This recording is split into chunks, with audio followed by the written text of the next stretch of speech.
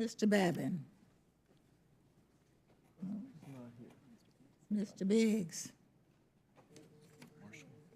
So, Mr. Martin. Okay, thank you so much. I'm one of those people that enjoy being out in nature, and I've always believed that the solutions rely on sound conservation practices and innovation.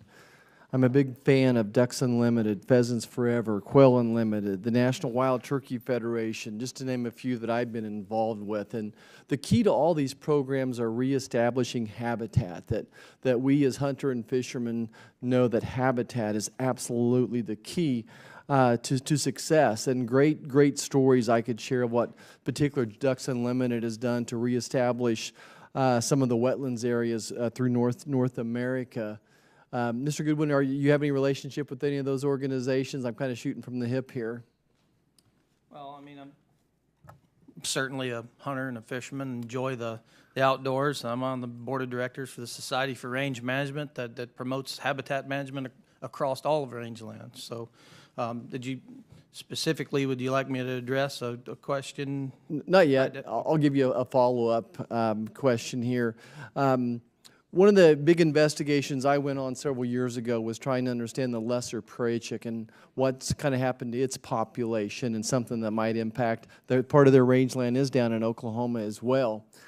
And what I discovered is the best place in the country at reestablishing that habitat actually went back to the way nature was hundreds of years ago, and that we had buffalo ranging through the Great Plains. They didn't stay in one field. They ranged up and down north to south in the season. So there was grazing practices, and guess what? There was also natural occurring fires. And the people that are replicating those, establishing that habitat, and a little bit of rain is what's really brought back the prairie chicken population.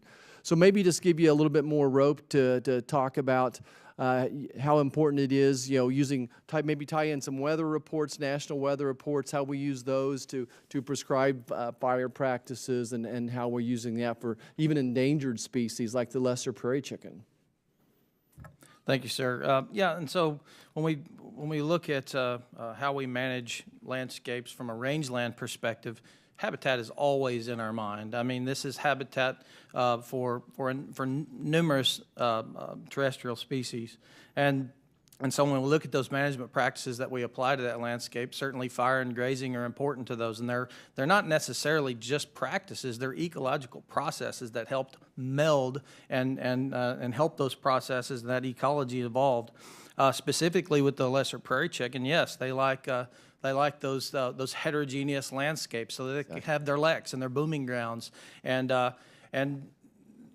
managing that the timing, frequency, intensity, and duration of grazing and fires, how we help that species evolve and sustain itself.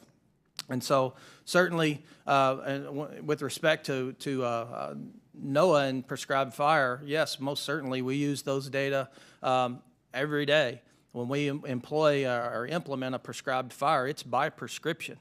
We prescribe the weather conditions, we prescribe all of the conditions of which we burned, and we ask for a site-specific spot weather forecast. Those data are absolutely invaluable to us, not only from a perspective of planning, but also safety. It helps us document the pre- and post-burn conditions, and most importantly, it helps us make management decisions on the ground. Exactly. I've done quite a bit of that pasture burning myself. I've often suggested I should sell tickets to let people help me, but that wind report is especially important. Dr. Porter, you were referring to some biopharmaceuticals and their use of coral. One of the great things about people in the hunting and fishing realm is that we always work just as hard to leave it better than we found it, and want to go back and work with the habitat to help it be better. What's happening in the world with big pharma, whoever's accessing some of these coral medicines? What are they doing to help refurbish the reefs? Yes, they have been very active in that. For coral reefs, there is an entire program called bioprospecting, in which animals from coral reefs are being investigated. It turns out the sponges are especially good at giving us new compounds. They have been an ally. I have also worked with Trouts Unlimited exactly for the same reason. They are a force in conservation, and they should be supported. Thank you. Thank you so much. I yield back.